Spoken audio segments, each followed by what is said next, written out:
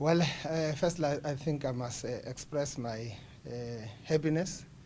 It was a first of its kind. I've never met the chairperson of the councils in all these our universities. When I received this courtesy call for the meeting about a week or 2 weeks ago, I said to the office, this is a very good meeting to be looked at. Hare being an iconic institution. It's a university that all of us, we always think about it, we dream about it. The failure of the University of Hare, it will be a failure of a black person, not only in South Africa, but in the entire continent. That institution is bigger than any individual, it's bigger than all of us. Our collective effort to work towards it being brought up to a higher pedestal is what we committed in, and we're all actually redoubling our effort. My little bit of disappointment was that at least you would have been brought by the senior management of the university to introduce him. I've never met Bishop before, but we had to introduce ourselves to each other. Those who should be introducing us, they were not here.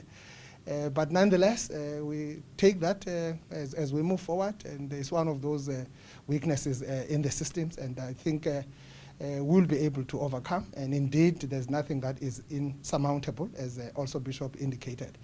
While we looked at the broader strategic issues and the role of our institution, and I told him that he has arrived in the university at a right time. He is in a right place. He must not even regret a moment to be there. The doors of our government are open.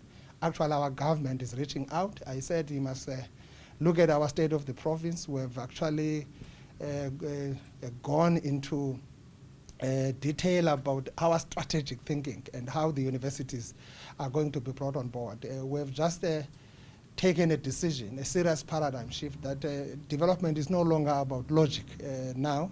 It must be anchored on empirical evidence. It must be based on the research. So we definitely need these 4 universities around.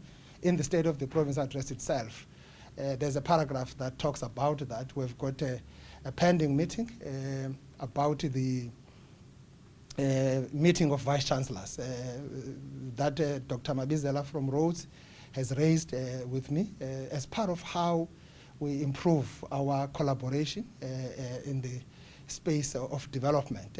And I express my also regret to Chairperson of the Council that Hare has been missing in the equation. It has been missing. So to have a meeting of this nature to talk about strategic issues are very good. We talk about the vet school without Hare hearing it. What does it say? We just champion a program because we believe it is bigger than Hare. It's a program that will benefit Eastern Cape, because when we talk about economic reconstruction and recovery plan, we anchor that in the agriculture in the province as well as in agri-parks. And we believe that vet school, if you look at your livestock improvement, province is the province that has got highest animals in the country. If you talk about sheep, if you talk about goats, if you talk about pigs, if you talk about cow, they are here. So we should be the hub, we should be the food basket if you look at the meat production, etc. So these are things. So talking about vet school coming to Hare is one of those issues. So at a strategic level, where the government should be talking with the management closer, there's a gap there. So we've been talking at each other. I think that's why there's a lot of discord out there and some distortions. So we should really be talking to each other. So I think the meeting creates that favorable and conducive environment for us to work and partner together. And I've said this gesture is the first of its kind, and we are really opening up our government.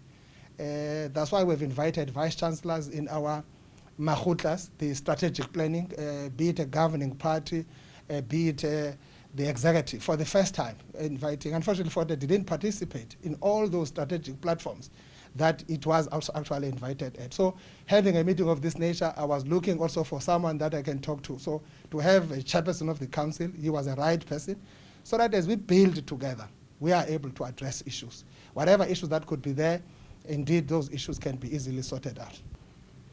Indeed, nostalgia brings down the memory lane. That's what I've shared with the Bishop about chronology of events to have for what we have today.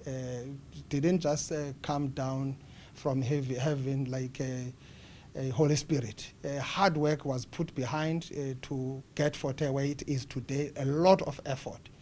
People sacrificed a lot in ensuring that today you still have a Forte at that point.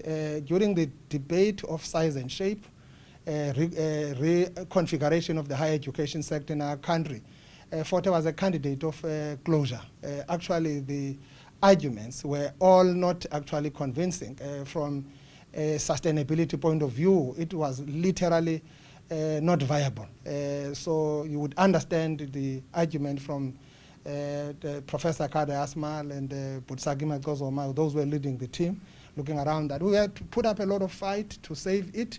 Today is one of the big universities with big numbers. It is growing every day. Government is investing a lot into that space, and we're really pushing government. I know there are some huge programs that would have been committed by the likes of ESCOM at some point, building a 100 million library, which has not yet done, with understanding with all the issues that probably could be out there.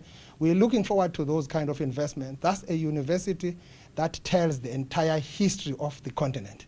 So if you can't have Forte rising to the occasion, the history of this continent will forever be distorted.